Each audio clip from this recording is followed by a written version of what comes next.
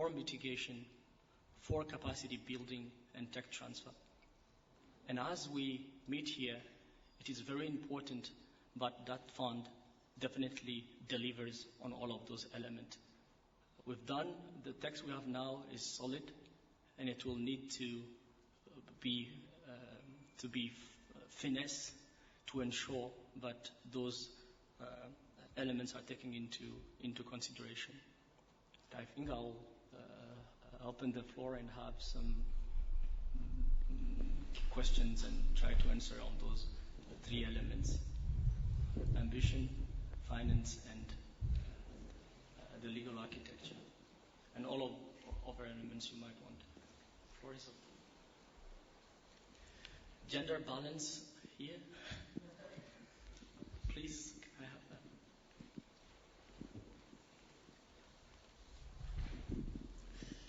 Excuse me, can you just present yourself? Thank you.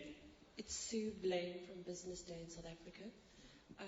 I'd just like your comment on the EU proposal for an 8-year commitment period.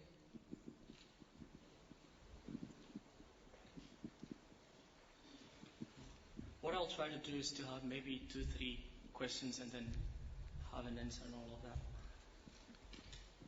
Right. A second. You a second. Here in the front, please. Thanks very much. I'm Alex Morales with Bloomberg News. Second commitment period. I wonder if the African group could accept a second commitment period for only the European Union and maybe some other developed countries, or is that not good enough? Thank you. So I'll try to answer to those 2 questions, and those 3 questions. 2 are related to the Kyoto Protocol. The African Group of Negotiators likes to, Ms. Panu likes to say that when we negotiate, we have 2 basic instruments. The first one is science, and the second is rule of law. And the Kyoto Protocol and the UNFCCC, the UNF Framework Convention on Climate Change, those are the 2 instruments we have. And for us, this actually defines the climate regime as it is. So to answer directly to the question, we have to secure a second commitment period. And if that means engaging the EU with a partner, we'll engage with the EU and see where we'll find common grounds. They have their limits, we have ours. We'll engage, and if we have a second commitment period with Europe, we'll see that as something we can work with. In terms of the transitional committee, the main element the African group wants to address right now is, of course, the legal personality of the fund, to ensure that direct access would be provided by this fund, to make sure that the fund would be accountable to the COP, and in that sense to the parties. But we will have the ability in this particular fund to go back to its board and make sure that it is on track and it stays on track in delivering the finance we need, and that the resources which are going to be channeled will be channeled to our countries, to our government, to our private sector to take the actions which is needed. But the money is not going to flow to developed countries' private sector, as with this private sector facility. So those are some of the elements: legal personality, institutional arrangements, and private sector facility will need to deal with to really make sure that this fund is unique and it caters to developing countries' needs, to our needs. Second round.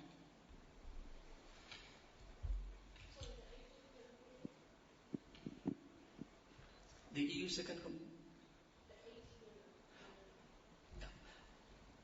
simply our position is very clear.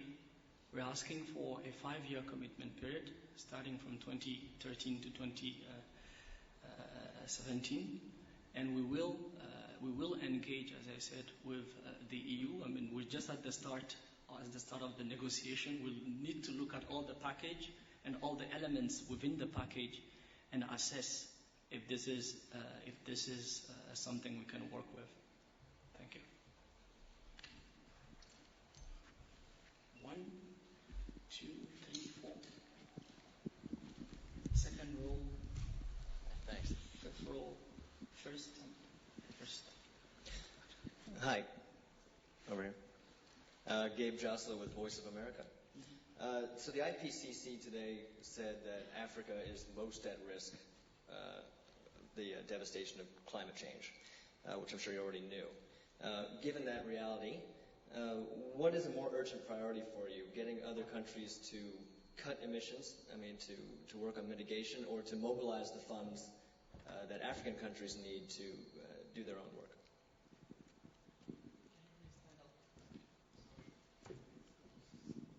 I'm sorry? Would you mind standing up and asking the question again, please? Oh, sure. Sorry. Gabe Josler with Voice of America. Distracted by that handsome man on the screen up there. I was asking, so the IPCC today said that Africa is most at risk from climate change. And I was wondering if you could tell me, given the urgency of addressing the issue, if your priority is more on getting other countries, the developed countries, the big polluters, to cut emissions, to get a deal to drastically reduce emissions worldwide, or to mobilize funds so that Africa can work on adaptation and its own efforts to cope. Thank you. Second question. Can I have the microphone over there? Hello. Hello. Harold Jamura with NHK, Japanese Public TV. My question is related to this gentleman. So Japan is saying that Japan would not participate in the second commitment, and they will oppose to the continuation of the Kyoto Protocol. What is your opinion about that? The third one. Mike Lowe from the Reporting Development New Network Africa, as a sub-committee of Power Africa.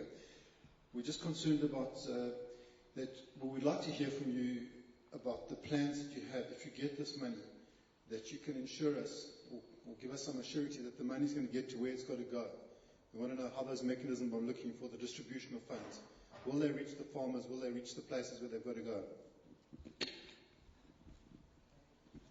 The last one.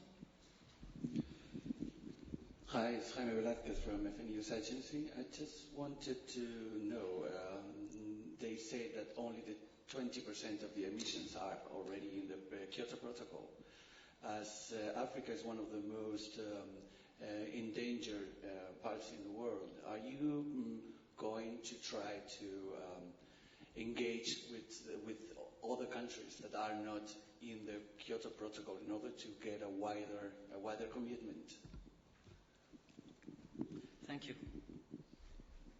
So I'll take those four. The first one was the issue of prioritization between emission, for instance, and between the emission gap and the financial gap. Actually, which one is the most important? Which one should be in terms of sequencing? They're actually both related. If the more emission you have, the more the adaptation needs. So you need to be doing this. Actually, you need to be tackling the two at the same time. So we need a second commitment period to actually tackle that issue, and at the same time, we need to seriously think about the mobilization of the financial resources which are needed to tackle adaptation. And we've yet to have that discussion. That discussion has yet to happen in this process, even within the TC. And I would like to remind you that the 100 billion, for instance, that's a symbolic political number. It has nothing to do with science. It has nothing to do with an objective and a rational assessment of the needs which are needed right now with a 0.74 degrees Celsius. We've actually done some work on that, trying to assess what are the needs only in Africa on adaptation. And it's nowhere close to the 100 billion. So we need to have that discussion. And the fear is that if you don't close the emission gap, that you're going to have more adaptation. So the two are intertwined, and we've yet to have a serious discussion on mobilizing funding resources for adaptation. So the two come hand in hand. And I had a question on Japan, and I will actually link also Canada not being part of the second KP. Well, it has consequences, of course. We understand that Japan and Canada are sovereign countries, but Japan and Canada are very key partners in the whole of the cooperation we have in Africa with Japan and Canada. And it's very frustrating to have two of our very dedicated partners actually not helping us in coping with the most threatening disaster, or the largest enemy this continent faces. It is a frustration situation, and we think that Japan and Canada would consider that at some point. Climate change is the threat which is actually which challenges the very potential of our living in Africa, and this happens right now. I personally come from Mali, and the president of Mali, Burkina Faso, and Niger only last week already signaled a call to the international community because of the disastrous year and the disastrous rainfall, or not rainfall we've had this year. So this is, for us, the biggest enemy, and it's very frustrating to say the least, but very key partners from Africa are not with us on this one. In terms of the making sure that the money would go to those which are most needed, I think there's several mechanisms would be put into place, and even in relating to direct access. I think first of all the institutions at the national level, which will need to mobilize the funds, will have to have an international fiduciary standards. That's the first thing. But what we are seeing, at least in Africa, is that even within those countries, to let the communities, the NGOs, the local governments, which are going to implement those projects, to have access themselves directly to that funding. And I think that's something which is very important, to have subsidiarity even within the countries, and to let those one who are most vulnerable to it define their own priorities, define their own plans, of course within a national development process, to have access to the fund, to implement it. And this would be ownership and capacity building at all the different levels, even within a country. And the last question was related to the 20% that Kyoto only captures 20% of global emissions. Well, my answer to that was that in Bali we set up a process with Kyoto, and that Kyoto parties would come on to a second commitment period. We have under the convention mitigation actions for developed countries which are not part of the Kyoto Protocol, and we have mitigation actions for developing countries. So I think that right now the structure is there to cover 100% of the global emissions.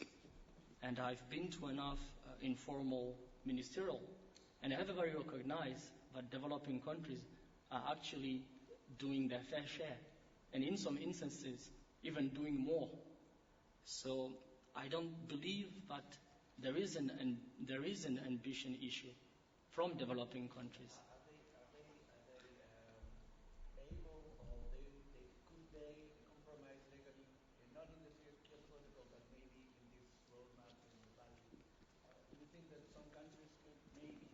Accept a legally binding in these terms?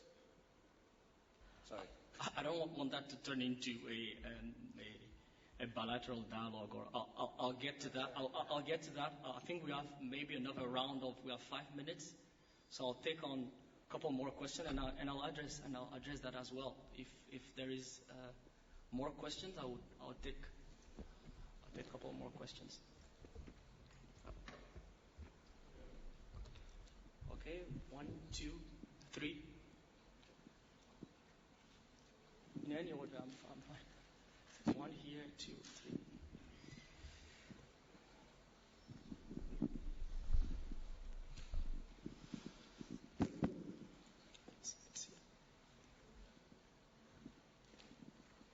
Can I go on? Okay, thank you. I'm Mbati Herbert from the Independent Uganda. I would like to know what plan would you be having in case these objectives, the 3 objectives you talked about, are not achieved? What would you next? Thank you. Thanks.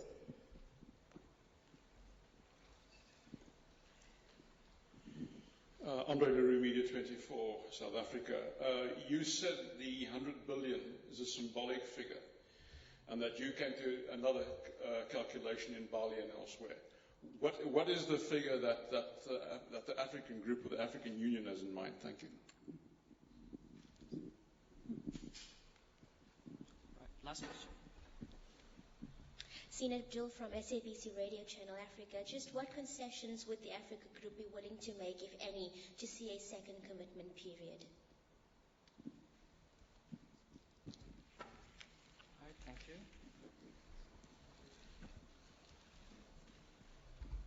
I'll try to get to that, the first one, which was the roadmap. And I think that you find yourself in that discussion.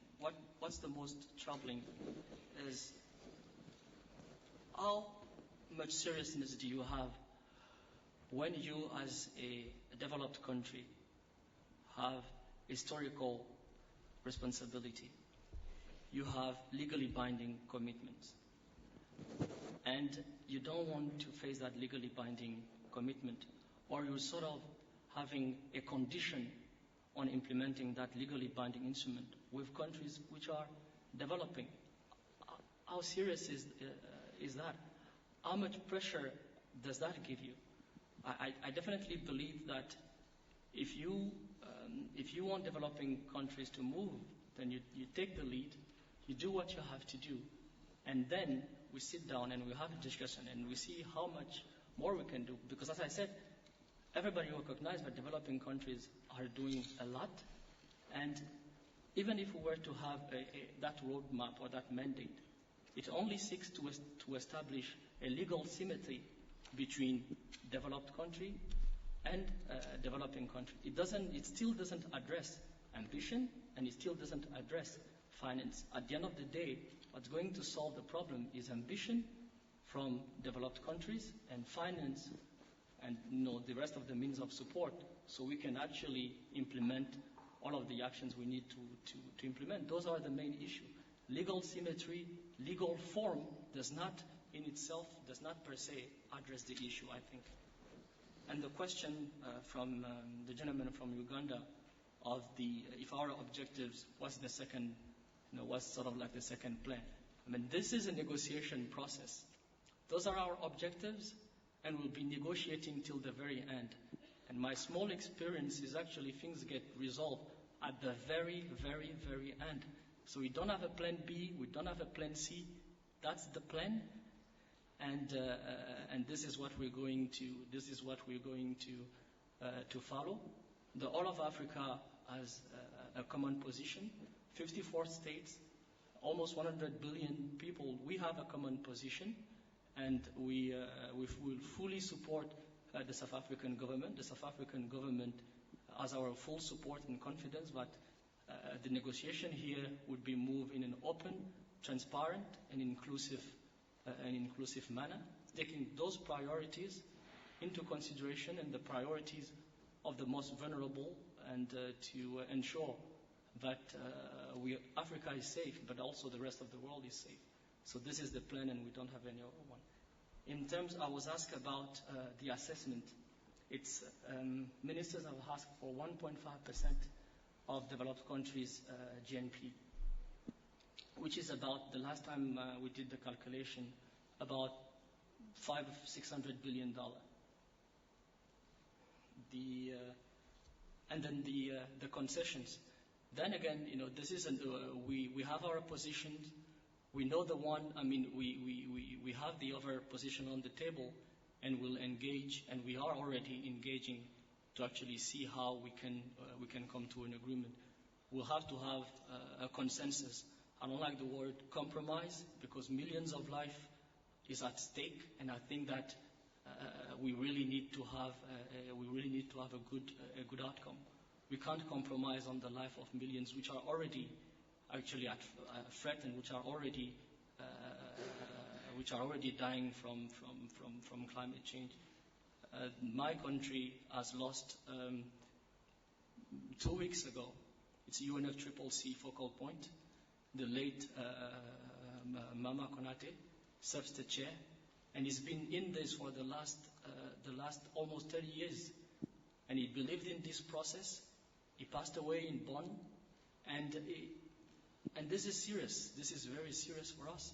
We don't have any other plan. This is the biggest threat, as I said, we're facing, and we're counting on our partners to help us face that. We've seen leadership from the developed world on democracy. We've seen leadership on other issues, on terror, but we think the biggest and the largest terror Africa is facing now is climate change, and we want that seriousness, and we can't compromise on that. Thank you.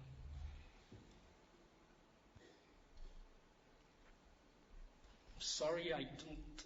It's actually done, but I'll take that one question. I've been allowed for that one. Thank you. Nastasia Tay from Eyewitness News. I just wanted to know what the Africa Group position is on a global legally binding emissions deal. So you mentioned that with voluntary commitments, you think that 100% of countries' emissions are covered, but there's been talking about agreeing in the future about a separate deal. What's the Africa position on that? I think I already mentioned our position at this stage of the process. Two separate, as we have one under the two separate processes, one under the convention and another one under the Kyoto Protocol. That's our position, and we're not talking here about a mandate to actually transition to one of the tracks, or we're not talking here about merging of the tracks. As I said, this legal form debate this is not the issue. The issue is ambition gap and finance. But the problem is we have those two gaps, and we don't want to create another one, a third one, which would be a legal gap, and then that would be really a disaster. Thank you. So thanks everyone, and I said I'll try to come as frequently as possible so we can engage, and as this moves forward, I think that'll be really great. Thank you all, and happy to be here and happy to be back.